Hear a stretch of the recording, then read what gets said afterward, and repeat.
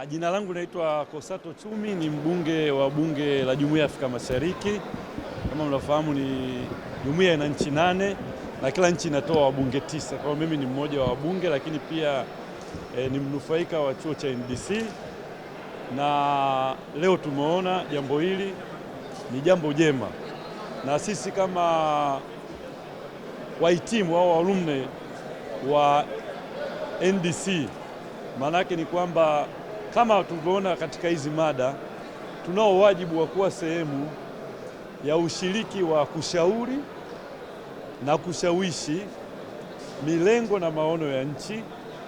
Kwa hivyo kwanza, kukutana kwetu leo ni mojawapo ya uthibitisho kwamba tunashiriki katika kushauri na kushawishi maono, mipango na sera za serikali, na sasa tuna dira 2050.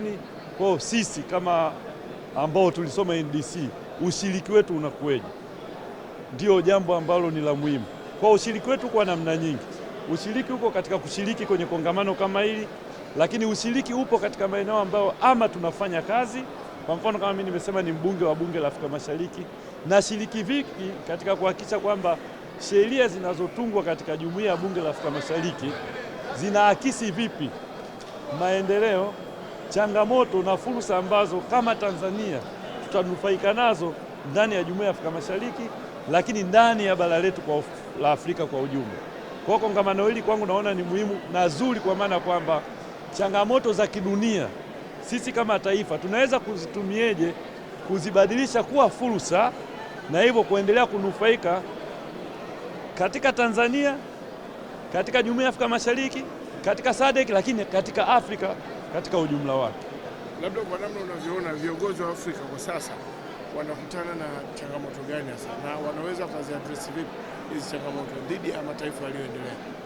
Tumeona keynote speaker Mheshimiwa Waziri Mkuu na Profesa Mkandala wamesema ambavyo sio mara ya kwanza Afrika kukutana na changamoto hizi.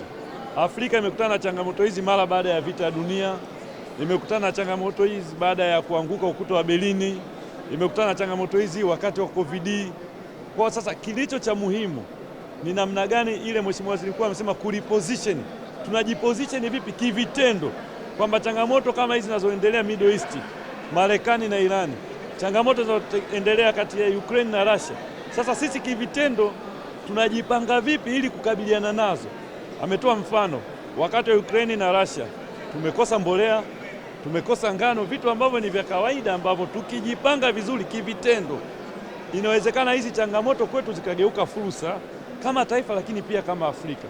Ametoa mfano wa mafuta ya kula, kwamba hapa tu sisi Tanzania, Malawi, Kongo na kadhalika, tunaweza tukajipanga tukajikuta kwamba hii changamoto ya kukosekana mafuta ya kula katika dunia, sisi kwetu ikawa fursa, tukajikuta kwamba sasa tunazalisha kwa wingi, sio tu kujitosheleza soko la ndani, lakini ndani ya Jumuiya ya Afrika Mashariki, Afrika na dunia kwa ujumla. Kwa hiyo changamoto hizi za kidunia kwetu sisi tujipange ziwe ni fursa.